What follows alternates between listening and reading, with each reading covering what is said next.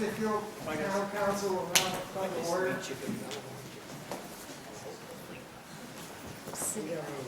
Roll call. Prayer of pledge.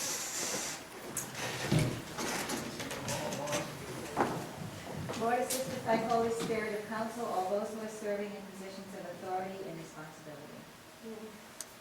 I pledge allegiance to the flag of the United States of America and to the republic for which it stands, one nation, under God, indivisible, with liberty and justice for all.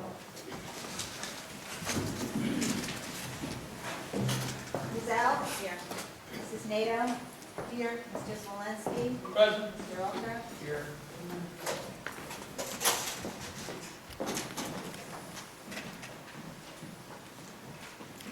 See, our first order of business is discussion by council vote and other action on website demonstration, virtual towns and schools. Ms. Nato, do you have any comments? This is your item of the day. I'm going to make a motion to turn the floor over to our representative from VTS, Virtual Towns and Schools, to perform a demonstration of a website content management. Good evening, everybody. Thank you very much for the opportunity to come in front of the council and give you a sense as to what we're all about. I have a short presentation to talk about how we get involved with municipalities and building out websites. Feel free to ask questions as you go. Virtual Towns and Schools has been doing this for about a dozen years, and if you would engage with us, we would do everything from creating a new look and feel for the website to building out all of your pages, your current pages and new pages, giving you a content management system that makes it very easy for you to update, train staff to make updates, as many people as you would like to have updates, and you can have various roles. And then we provide a secure hosting service and ongoing support to your staff as they have questions and needs. So it's a soup to nuts design all the way through an ongoing hosting and support arrangement.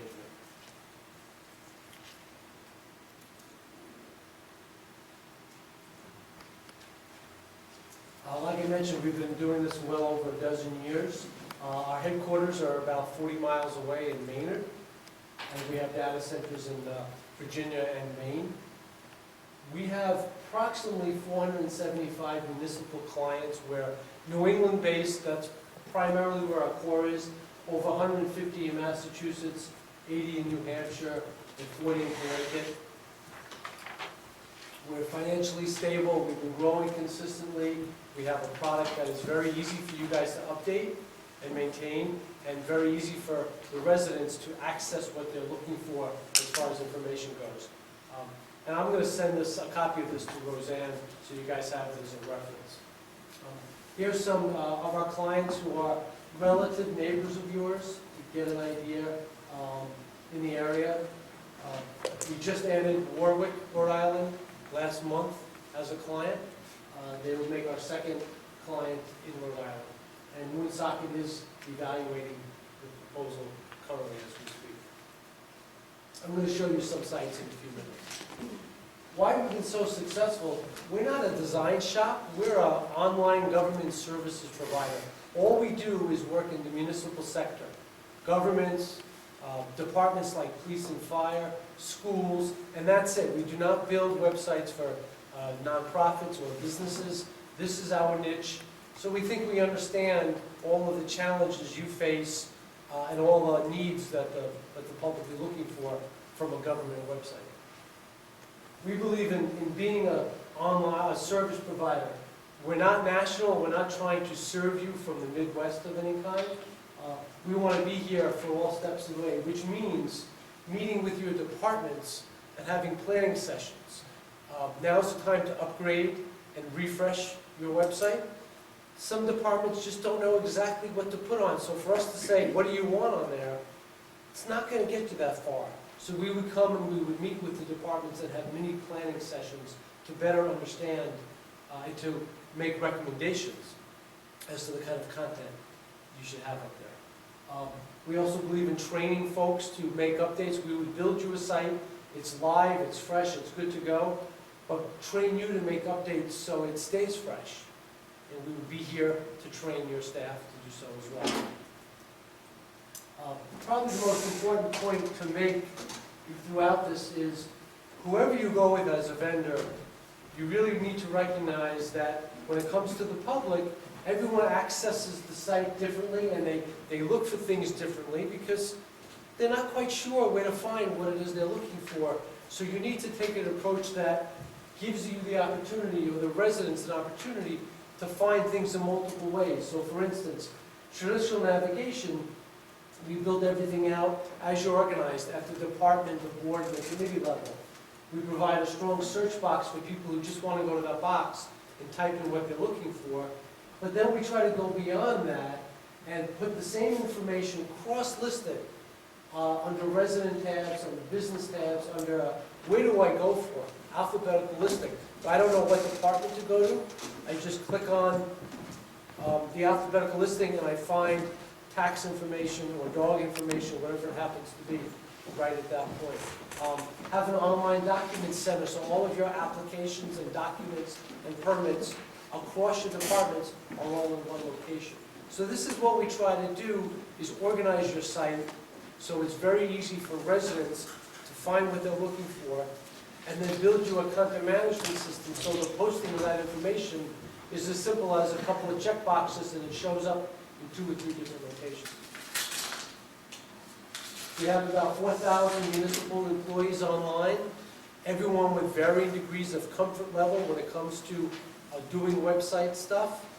We have to keep it simple, we have to keep it intuitive and direct, and at the same time we have to recognize that you may not want to give everybody the same level of role and permission, so the system allows you to get very granular in who can do what on your website, which is a very important consideration. Once you go live and we train you, we continue to provide support to make sure the site doesn't get old, or people may say, well, I have no time, I don't know what to do. We provide built-in documentation. We provide the ability for them to call us Monday through Friday, 9 to 5 for support. And we provide ongoing monthly webinars for new employees to quickly get up to speed. As important, whenever we estimate a business, we hold that cost, and however amount of documents you need to put up there, whatever is involved, we're not going to increase your cost at that point. It's not practical to do that. Our content management system, which is the engine of the website, is built in something called open source. What open source is, for those of you who may not be familiar, when you build software, closed source means it's proprietary. You can own it, like Microsoft Word is a great example of closed source. You can own it, you can use it, but you don't know really what it's all about. Open source is something that's a shared system that a whole bunch of people are using the same platform, and vendors such as us have built customized solutions on that open source. This system is built in an open source system called Drupal, which is extensively used by government agencies literally all over the world. So here is a listing of Drupal sites that are utilized, the same platform that our websites are built on, in governments at the state, local, and national level, literally all over the world. I'm just going to skip over to the United States. The White House website is built on the same platform as our websites. So is the House of Representatives. Little sideline, Obamacare website has nothing to do with Drupal. I have to mention that so you don't ask me to leave. I understand that it's not emails, but tell me you don't work with your IRS. No. House of Representatives have 90 sites they built in Drupal, and they're migrating a whole bunch more. And I'm not going to take you through this, but Department of Energy, Department of Education, Department of Commerce, on and on. You get into a lot of state information, the California State Senate, the state of Georgia's website is built in Drupal. So why is that important? Well, to us, it's a great place to develop. and it allows us to keep abreast of the technology, which is changing a lot. From your standpoint, if we ever went out of business as a vendor, for whatever reason, and you can see we're very healthy, you're not stuck to go get a new website. You have a website, it's open source, you find someone to host it, and if you needed to have someone develop further applications, there's a huge community to do so. And that's one of the advantages of open source is being able to build upon it quite readily. So that's why we chose to do our content management system in open source. And what we did is we took it and we built a platform specific for municipalities that have all of the things you're looking to do. Post agendas, post minutes, upload files, create links, slideshows, on and on. Just your world, it's right there. If that makes sense.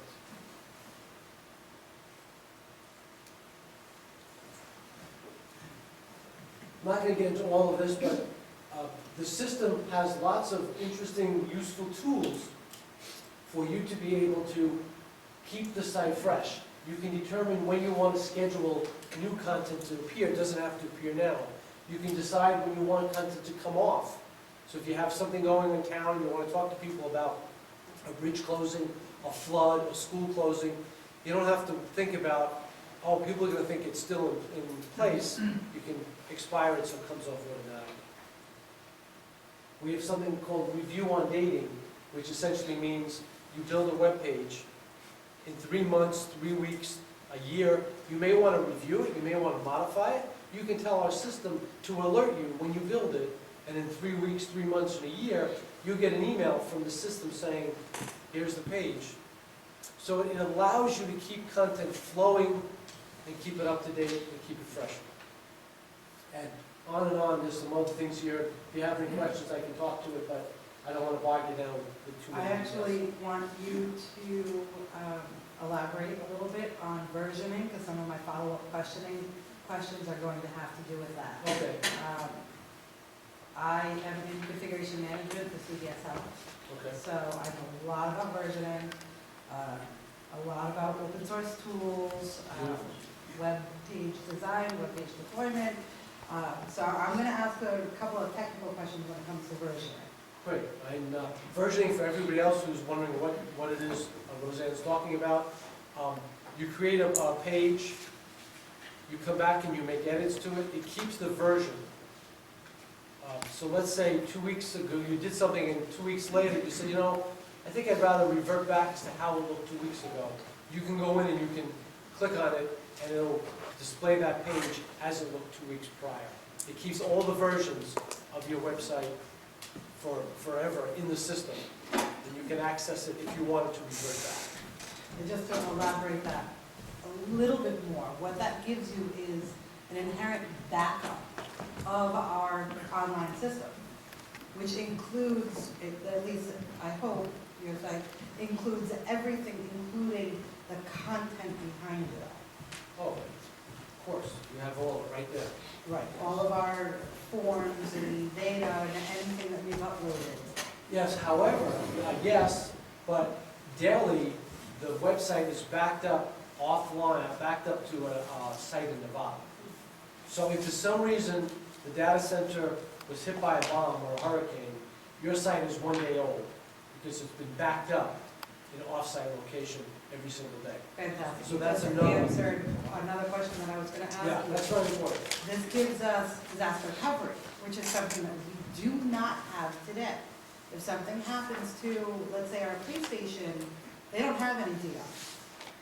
Anything that they upload here, they instantly have DR because of this website. Yep. In taxonomy, I should mention, that is the ability for you to post something at a department level. You check a few boxes and it shows up in the file center. It shows up on some other tabs called, town services A to Z or whatever I go for. It quickly lets you make the same document, which is sitting in one location, available in 2, 3, 4, 5 places to capture the public who's not sure where to go. They just want to get their information and get out. And that's a very important part of this. It also has built-in web forms. So as you're looking to do more online with creating the ability for folks to fill out information and submit it online, it's a module that's already built in. That's another one that's pretty important. Absolutely. So, in addition to giving you tools to help you manage your content, what I think is as important is giving you tools to enhance your communication with the public. And we have a lot of tools to do that. I'll just touch base on a few of these. One is email notifications. You have the ability for folks to sign up for a variety of listservs, little topics, town urgent alerts, or a department news, or town council minutes, or planning board agendas, or job postings, a whole bunch of things. And as a resident, I can say, I'm interested in so-and-so, check off a few boxes, and when someone at town hall posts something new to that area, I get it in my inbox without ever going to your website. That's a way of helping people get the information when they want it, as opposed to having to go look for it. RSS feeds on every page. Some folks like to get their information sent to them through an RSS, a really simple syndication, and it comes into their reader, and they can just say, oh, something new is here. They click on it, and here's a new article that may be published at Town Hall. As you get more involved in social media, the website is integrated with Twitter and Facebook. What does that mean? Let's say the police department had a Twitter feed, and they wanted to post something on the police's page. I know police is separate for you guys, so maybe it's fire or emergency services. Instead of having to do it twice, you post it to the website, you check a box, it goes out as a Twitter feed, or that. Same thing with Facebook. So as you want to get more involved in social media down the road, we're trying to streamline the amount of work you have to do. That's what we're talking about there. You can embed videos right in the page. So as we see a lot of our clients getting involved in help videos, how do you schedule a building inspection, so on and so forth. You can create those and have it show up right then and there. This is very important. The website is designed responsibly, meaning as you go into a website on a computer, it shows like this. If you had a widescreen monitor, it expands. If you have a tablet like an iPhone, it will reshape itself to show, and so on and so forth. Because more and more people are getting their information not on laptops or computers, but on iPads or on smartphones. So the website will reconfigure itself. This is what I mean.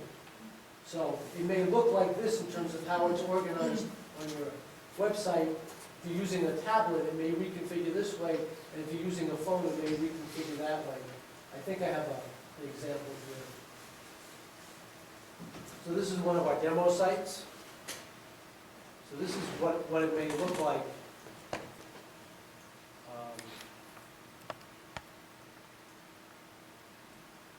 So now as I were to minimize it, if I was going to actually go to a tablet, see how it starts to reconfigure and stuff goes away? And then if you went all the way down to a smartphone, it's going to maintain the integrity and the look of your site, but it's going to be very user-friendly.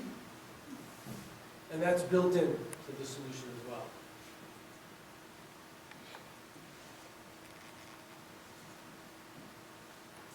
Ability for visitors and constituents and residents to share the information through a whole bunch of social media options and email. Each department can post its own bulletins, its own urgent alerts. It can use its own web forms to engage the public. And we just launched a new feature to this that one of our clients requested, and because it's open source, it was easy for us to integrate. It has a built-in business directory. So if you wanted to list all of the businesses in town on the website, you could do it.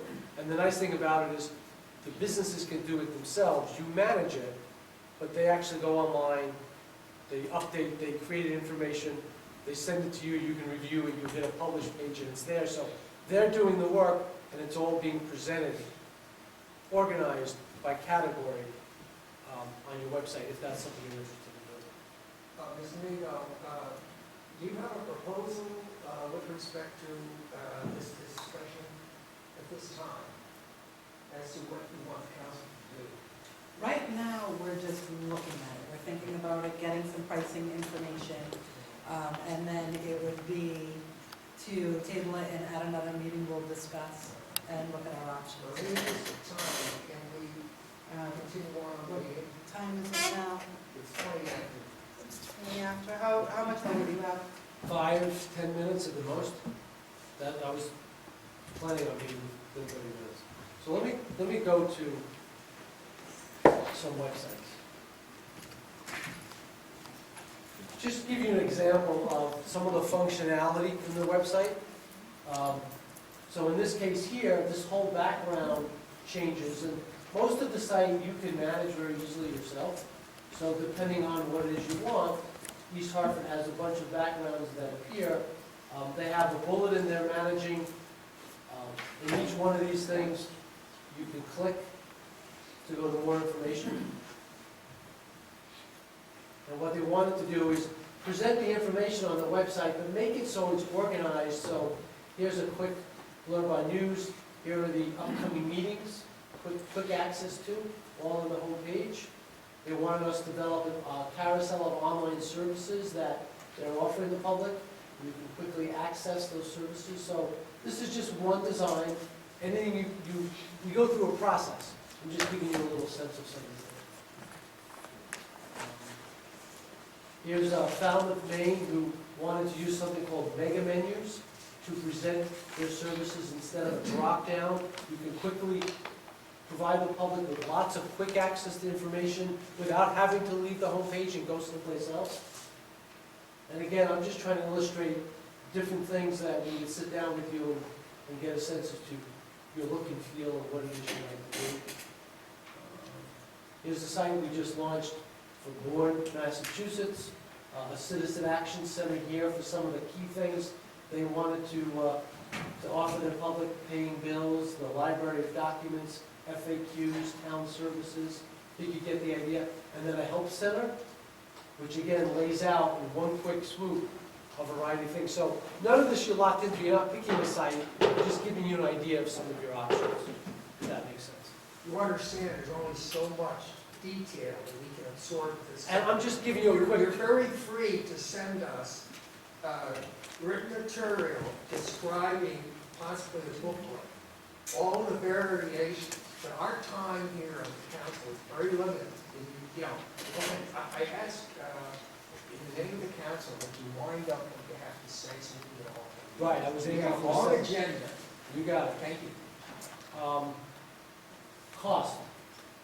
Cost is a one-time charge of $7,500 to build out a website, have department meetings, train everybody, have a fully functioning site, and where you can spread that cost over 1, 2, or 3 years. And there's an annual cost for providing ongoing hosting, support, maintenance, upgrades of $2,400 a year. And that's it. Thank you very much. How much space does that give us? Unlimited amount of space. Unlimited amount of space. Correct. And everything is backed up daily, as I mentioned. So your data will be totally secure. Okay, that is absolutely amazing. I don't think everybody quite understands the magnitude of what we're talking about, and I'll work on that. Okay. Thank you very much. Thank you. Thank you very much. I appreciate you coming here Oh, sure. and demoing what you have to offer for us. And I will send this to you and engage you down the road any way you'd like. Absolutely. Thank you, guys. Next item in our agenda is discussion by the council vote and other action on Affordable Care Act compliance. Regarding BEP, we have someone here, I think that's going to be, I hope, brief and to the point. We have a full explanation that we already have, which I wish we had had in terms of the first presentation. So we understand the situation and the costs, but possibly you might want to highlight a few things here. Thank you. Introduce yourself. Yeah, thanks.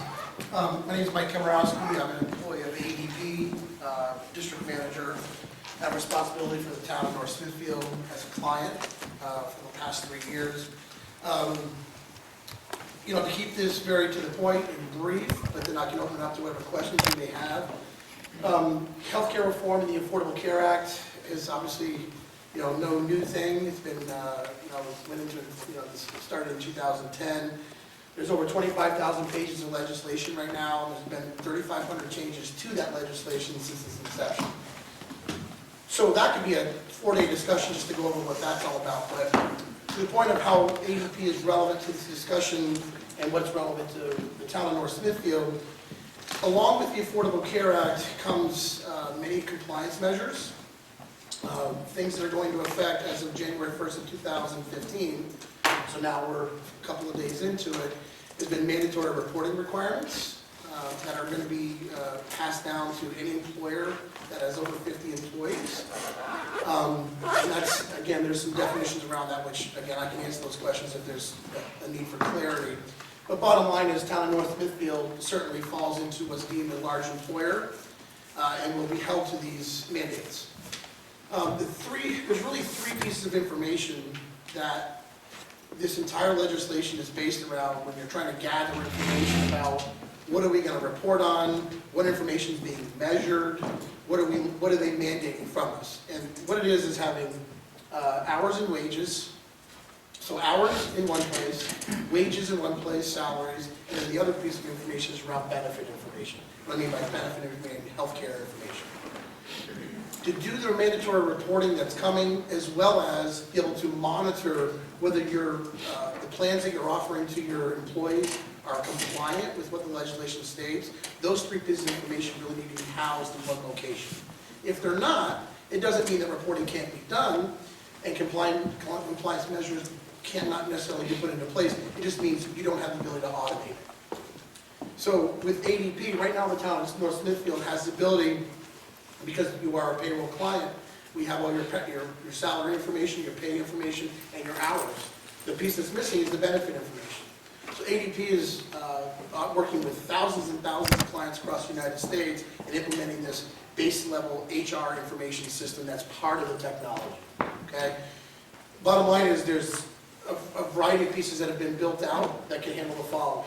One, there's a dashboard that can kind of keep you up to speed on whether the plans that you're offering are deemed affordable, that whether someone needs to be offered health insurance that isn't being offered health insurance today, waive reasons. So tracking the reason why someone declined health insurance, you'd be able to report on that. Dependent care tracking, on and on and on you go. The dashboard helps you monitor that. Measurement periods. So again, if you follow the legislation, you understand there's a variety of measurement periods that you're going to be held responsible for. One is a look-back period where you demonstrate, you look back and you say, one of my employees worked 30 hours a week or 130 hours a month for a defined period of time that you, either 6 months, 12 months, or 3 months. Based on the analysis that comes out of that look-back period, then you move into what they call an administrative period. An administrative period is where you're able to roll up all that information and you enroll people in health and offer people health. The next period you go into is what they call the stabilization period. Stabilization period is where now those people that were deemed full-time, that are mandated to be out for health insurance, are now offered the health insurance for that period of time. And that has to equal your look-back period. Hopefully that's confusing to you, because I can assure you that it is. And can you imagine a payroll clerk, per se, having to track, am I in a look-back period, am I in a measurement period, affordability criteria, like the ability to measure when I'm in a period, when I'm out of a period, and there's a look-back period and a stabilization period that are overlapping, creates a lot of risk for the organization to maybe not be compliant with what you're supposed to be doing. So much more I could talk about with that, but the bottom line being that this helps you track those measurement periods. The system will notify you when you're in those. You can do all the reporting that's needed off of what's in the system to be compliant with what's required. Last point, and then again, I'm going to open it up because again, there's so much to talk about. We've gone through a process where we came in, we did an executive overview. Then we came in, we did a diagnostic and an analysis to understand what you guys are doing today, how we can help, so on and so forth. Then we came back in and demonstrated it. So we've taken, quite an extensive measure to make sure that we can do what you're looking for us to do. But the last thing is a lot of people don't know, the governing body for healthcare reform is the IRS. A lot of people don't know that. They think it's the Department of Health or the Department of Labor, and it's not. It's the IRS. So you might be like, so what? Well, what that means is there's many drivers for what they're trying to accomplish and the taxes that are going to be put out there to help pay for this legislation. Official announcements, the two forms, one is called the 1094 and the 1095C. It may not mean anything to you right now today, but I'm sure as an employer it will mean a lot to you. Starting January 1st of this year, as you go through the year, and then at the end of the year, you're officially having to file these forms, very much like your taxes. Those forms are going to be driven from your hours worked, your benefits, your salaries, and absenteeism. So again, if you don't have that information in one place, you're going to have to manually do this. Kind of like doing your taxes manually. So in a nutshell, if we have this information in one place, which we already have most of it, we just need to add that one other piece to it, we'll be able to automate all the reporting, help you stay compliant, give you visibility in the back office for knowing whether you're offering an affordable plan and who should be on, who shouldn't, track your affairs, and then do the filings for your 1094, 1095. That's in a brief nutshell. So I'll open it up to questions or thoughts, feedback. Councilor? Oh, I'm sorry, go ahead. I was going to ask you if I could speak. No, go ahead, go ahead. Oh, thank you. Mr. Komorowski, thank you for coming out. Yeah. I was looking at the investment summary. Of course, it was based on 90 employees. Yep. We have roughly 60. So in essence, it would go from annually 4,320 employees, which we don't have, and it's basically going to be $2,880 a year, That's exactly right. every year. Hey, let me just add one thing to that. So it's billed how many employees you have in the system. So, Correct. yeah, so if you go up to 70 employees now, exactly. Yep. Karen, do you need this? Definitely. Okay. If I may I ask a question? So you will then keep us out of hot water, basically, because we don't have the resources in our Department of One, who is sitting there all lovely and wanting to answer questions. If there are any repercussions in terms of not reporting on time, or if there are any penalties and those types of things. So you'll be looking out for those things that we just don't have the ability to do. So, And so we'll be in good hands if we sign up in this regard. yeah, so let me be very clear about how I answer that, because it's really important. ADP is going to provide you the tools you need to be compliant and give you visibility. We don't come in and run the reports for you, send the reports to the agencies. We have a service that does that. That's a whole different discussion at a much different price point. What we're doing is giving you the technology where, quite honestly, whoever, probably Karen, that will be, making sure that, are we compliant? What reports do I need to send? All she has to do now is run the report, and you can actually schedule it to run at whatever frequency you need. And many times it actually produces it in the agency accepted format. So, I just want to be clear, we're not going to do it for you, because that's a different service, right? But we're going to give you the tools you need to be able to be compliant, okay? So does that help? Yeah, absolutely. Exactly what I wanted to do. And as far as the 1094 and 1095C, these official filings that you're going to have to do, to be able to do those reports and filings, the piece of information I talked about need to be in one place, we will have 100% the capacity for you guys to be able to do that. The actual filing of those at the end of the year, we're waiting to quite honestly, on the IRS to give us the actual exact definition of what do you want in it, and how do we file it, and what does it look like. And once they announce that, if you have the information that we need, it's going to be very easy for us to file it for you. If we don't have it, we can't do it, because we don't have what we need. So, I think someone else had a question? I have a question. Yeah.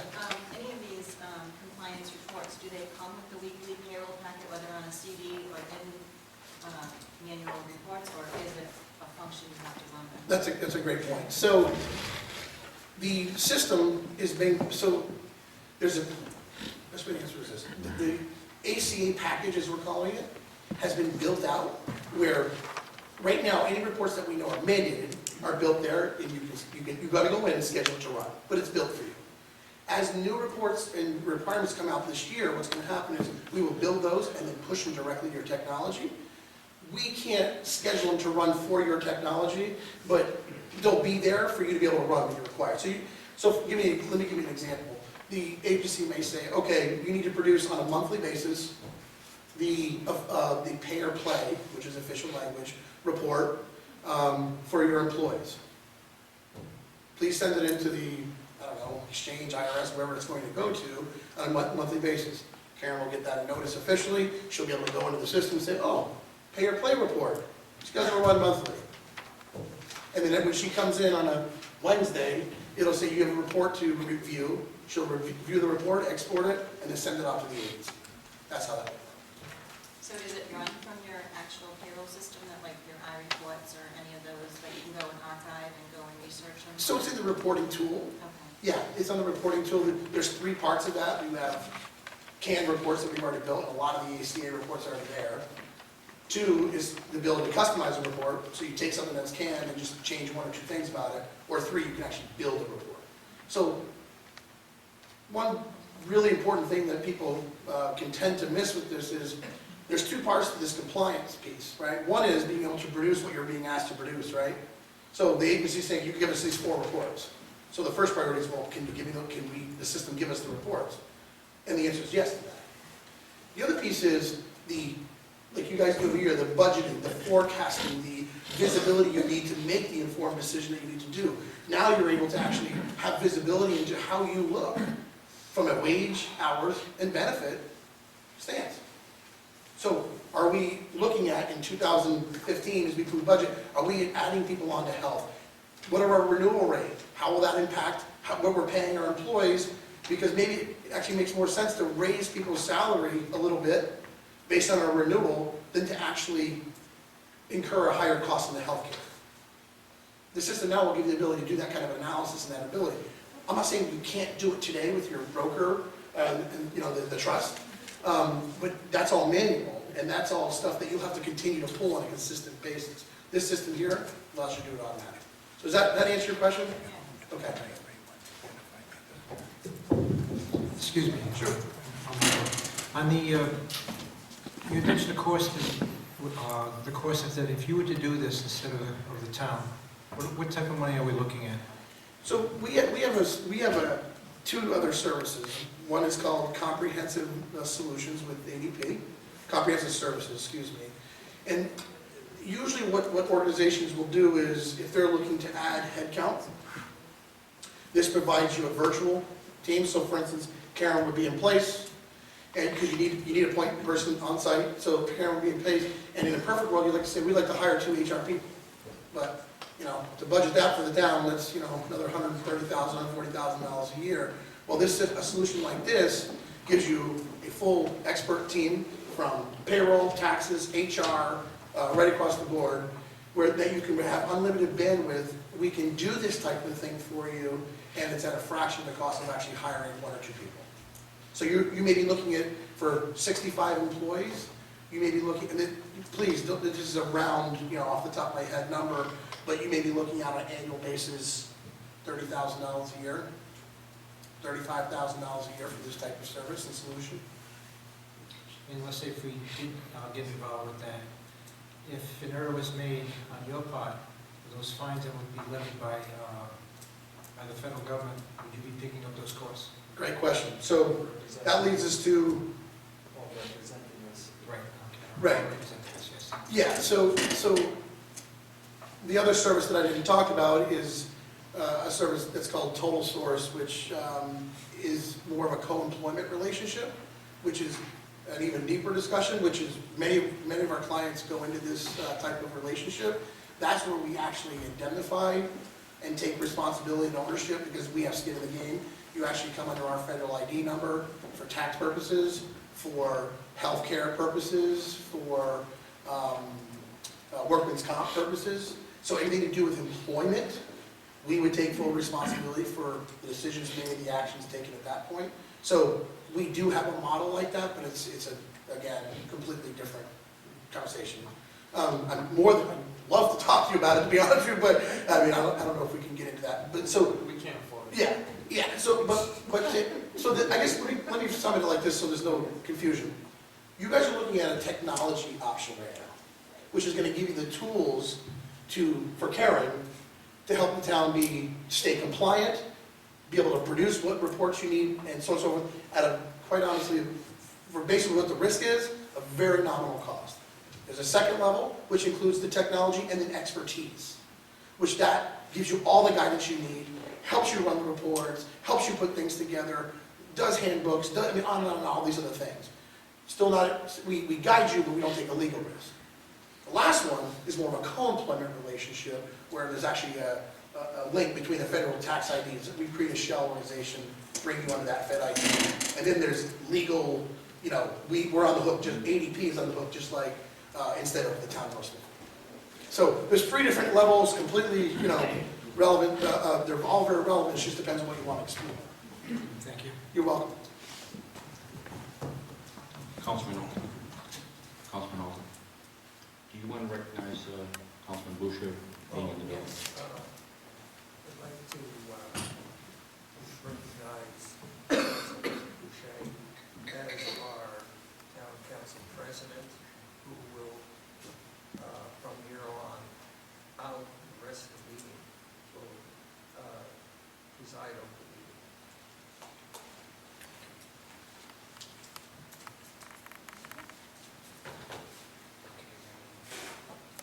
Executive session. Is there any more questions for Mr. Komorowski? Okay, Michael? Yeah, I have a question. Congress is looking at the tax law to say they want to remove the penalty.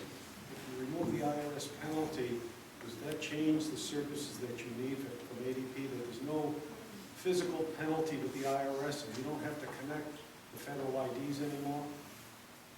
What happens if you get rid of the tax penalty, which is Congress is looking at right now, or will be looking at with the new Congress? Mr. Radko, identify himself for the record. Okay, I'm sorry.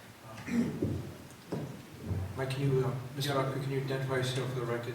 Yeah, it's Michael Rapko, 25 Old Greenville Road. So the question is, if the new Congress removes the tax penalty, don't you disconnect the connection with the IRS, that you don't need all that connection and all that paperwork with the IRS, if there's no more penalty? So, would you like me to respond to that? Yes, please. Yeah, so I'm going to respond to this based on, so I'm very clear, is I'm a representative of ADP and gone through extensive training on healthcare reform and the Affordable Care Act, but by no means does it make me know every single thing about the legislation. I just want to make sure that's out there. So, but to answer your question, and I think it's worth explaining this, so when the initial, as I mentioned, 25,000 pages of legislation, right, 3,500 changes. One of the changes was when they initially launched this legislation, the target date was different than what it is now, right? And then even in 2014, the employer mandate, which really what this gentleman is referring to, went into effect for employers of over 100 employees for 2015. So that's in effect today. So that the tax and the compliance about having to offer certain people health insurance, and if you're not offering at the affordable criteria, you are subject to fines, taxes, penalties. That's in effect today. For the town of North Smithfield, it is not.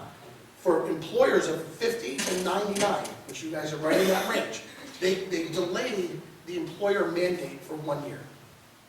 So as of today, the gentleman's 100% correct, for you guys, 2016 is the start date for where you now have to offer the health insurance and are subject to the same penalties and fines. Now, the one thing that has not changed, because usually when I sit down in a much smaller environment with my clients and talk about, what are the nuts and bolts of healthcare reform that, you need to know today, as in this has not changed, this is what's coming. The one thing that has not changed, and it's here today, is the mandatory reporting requirements for anybody above of 50 employees, and that is the town of North Smithfield. That started for you guys 4 days ago. So that's going to happen this year, and the 1094, 1095 that I talked about, those official reports and filings that are going to place, are in effect for you guys as well. the employer mandated not offer, you're already offering health insurance to your employer. That's really not your question. Your question is not about whether you're going to offer health insurance to your employer, unless, by the way, that is an option. You can change that.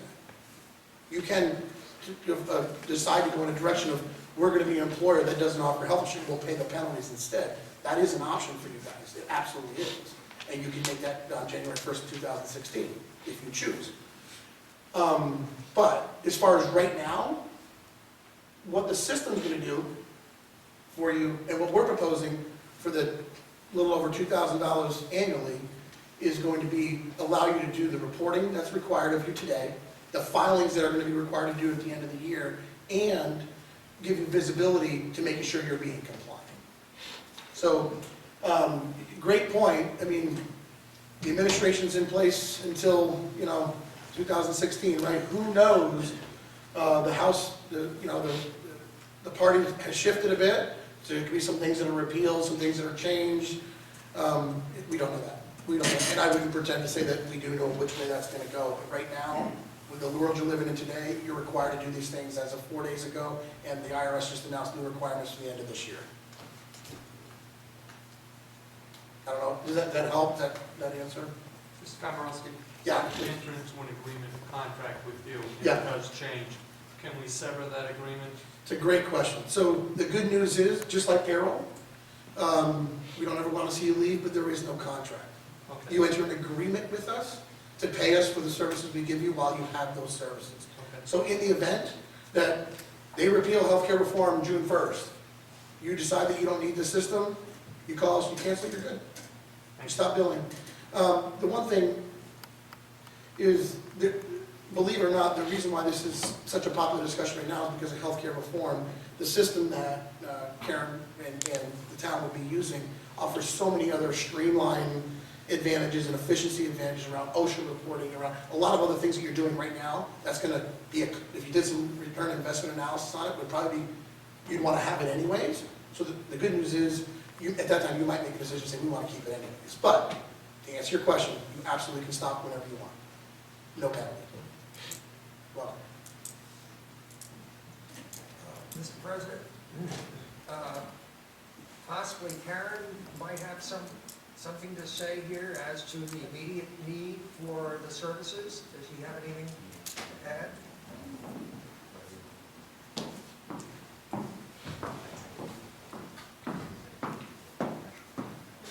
Like Mike was telling you, the system offers so much more reporting other than the Affordable Care Act. Just the OSHA forms that he came in and demonstrated, which takes hours for me to do every January. 5 minutes, literally. It spits everything out for you. It's in form format, and you send it off. So it's not just the Affordable Care Act. And I think it's something that the fines and penalties will definitely outweigh the small cost to the town. We just don't have the, like Paulette said, we don't have the manpower. Most companies are hiring 1 or 2 people per company just to take care of this. And obviously that's not an option for the town. One of the items you mentioned about the OSHA tools, is there anything else that within that package it could also enhance your department? That's the only thing that really stuck out in my mind, considering the hours that I put into it every year. I did take some notes when Mike came in last week, but to be honest with you, off the top of my head, I really can't remember some of the, not unless you can. yeah, I mean, so I'll just add to that.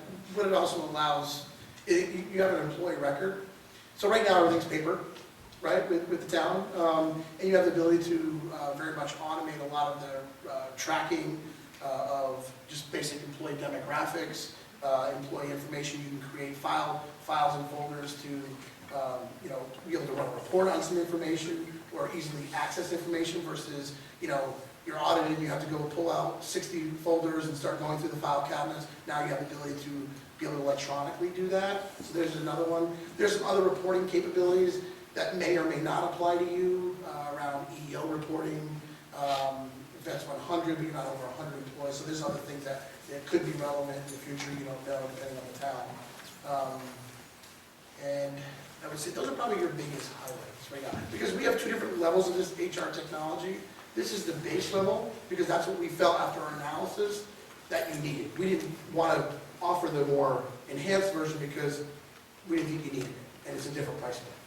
No, I'm just saying, is this the type of system that can grow with us? Oh, absolutely, 100%. This system, the technology we're offering you guys, or suggesting you guys, is catered to employers of 50 employees to 999. We ADP segmented ourselves from employers of 1 to 49, 50 to 999, and then anything over 1,000.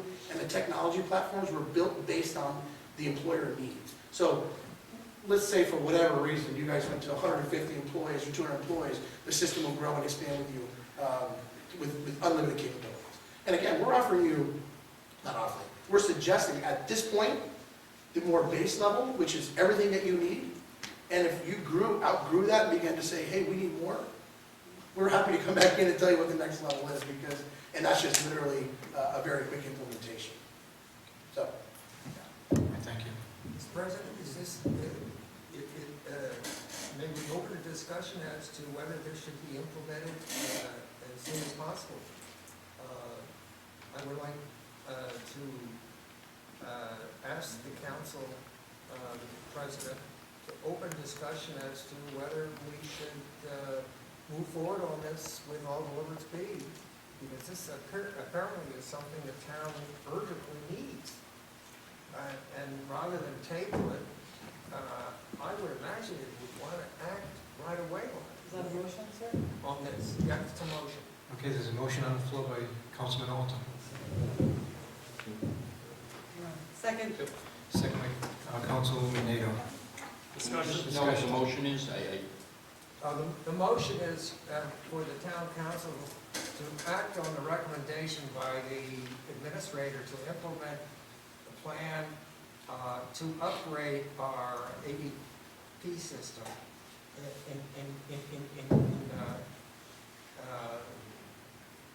as soon as possible, and without any further delay, based on the evidence we have in front of us. Mr. President.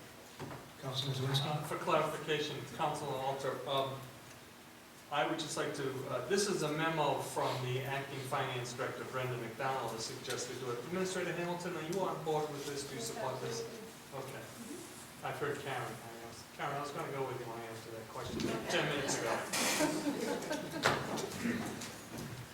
So the motion, Mr. President, if Mr. Alter could repeat his motion. Oh, the motion is for the town council to implement and authorize the plan recommended by the administration to upgrade our ADP system along the lines just described by the representative. It's in the list. Can I question the amount? It says annual total of $43.20, but it also has a monthly fee of $360. So is it a monthly fee of $360? So this was brought up at the beginning. So the way that this is billed, believe it or not, is very simple, which is good. It's based on number of employees of the town. They take a snapshot of what you have for employees, because we have your payroll, so we know this. In the second week of the third week, and then we bill you for that. So in the summer, you have summer programs, it may be 85 employees at that time, so your cost may go up because it's a dollar amount. So it's $4 per employee per month minus the discount. Okay? I can't remember if I have it in front of me. $1,500. Mike, you want to see my copy? Oh, I got it right here in front of me. So what it is actually, here's what it is. So it's $4 per employee per month. And it depends on, so if you're at 60 employees times $4 per month. If you go up to 90 employees, it's 90 employees per employee per month. The one thing that we were able to get for the town of North Smithfield, because the client thing, Ben, we were able to waive the one-time setup fee for the training, which is nice. So that eliminates the other charge, the one-time charge of $1,500, that was waived. So the only charges you're getting at this point, your payroll charges remain the same, nothing changes. And then you're going to get one other invoice based on this HR technology of $4 per employee per month. say we're waiving the training, are we waiving No, training? no, or- waiving the implementation fee. You get unlimited training for the life that you're here. We implement you, get you up and running. All your benefit information, the implementation team will work with Karen to get it all in and do it for her. They'll do all the data entry, the manual input. So all that is that $1,500 fee that we had a promotion, and because the town of North Smithfield qualified for it, we're able to waive that. And what about this expiration date of December 23rd, 2014? Yeah, that was that was the original date that the promotion expired. We got into a pretty lengthy discussion about the process and about what had happened. I went and got approval to carry this out through the month of January, so I didn't update it on here, but We will get an update saying that? you can, sure, absolutely. Good question for Councilor Al. Or statement. Mr. President, may I ask Councilor Reynolds a question? You asked a question about the $360 monthly fee. Mike, is there gonna be a $360 monthly fee plus $4 per No, employee? That is the $4. that's the math. That's the math. All right. 90 employees times $4, $360, that's where that comes from. So again, this is a sales quote, so in other words, I could write it for 5,000 employees at $4, and what you're gonna be charged is, if you have 35 employees, you're gonna be charged $35, 35 employees. And it's no, I mean, I can update that, the expiration date of the quote tomorrow morning, so you can. It's roughly 240, 160. Okay. Any more questions? We have a motion on the floor. We have a motion, we have a second. Need a second? Madam Clerk? Mr. Alter? Yes. Ms. Alves? Yes. Mrs. Nato? Yes. Mr. Zalinski? Yes. Mr. Boucher? Yes. I think it's going to be very cost effective for the town and keep us out of hot water with reporting situations and take a heavy burden away from our finance department. Will assist them in streamlining many issues that they need. Thank you. Thank you. Mr. President, at this time, does this require a signature by the administrator? Do we have the money in mind? Mr. President, I'll make a motion if it requires a signature that the town administrator be authorized to sign this agreement, it's not a contract, it's an agreement with ABP. Second. Motion made by Councilman Zawinski, second by Councilwoman Nato. On that motion, do we have a roll call vote? Mr. Alter? Yes. Ms. Alves? Yes. Mrs. Nato? Yes. Mr. Zalinski? Yes. Mr. Boucher? Yes.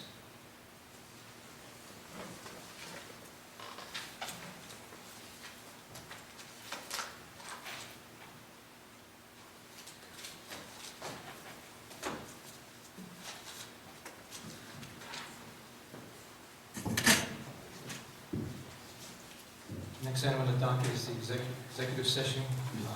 Mr. President, do you want to ask the person interviewing if they want an open session before you go in? Or do you want to go in and ask them at that time? It's up to you.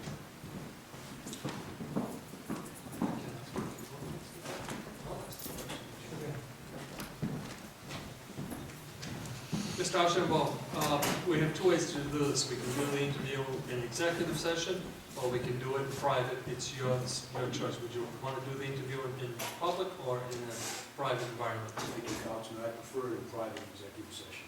Okay. So giving that note, according to his Rhode Island General Laws 4246-5A, we're going to executive session. Do a motion, please. There's a motion on the floor. Do I hear a second? Second by Councilwoman Alves. Mr. President, in regards to any discussion of job performance in regards to the interview or the position of the town solicitor or correct? That's correct. All in favor, say aye. All opposed? You guys have, we're in the executive section? No, Mr. President. Oh, we need a roll call, I'm sorry. My apologies. Mr. Alter? Yes. Ms. Alves? Yes. Mrs. Nato? Yes. Mr. Zalinski? Yes. Mr. Boucher? Yes.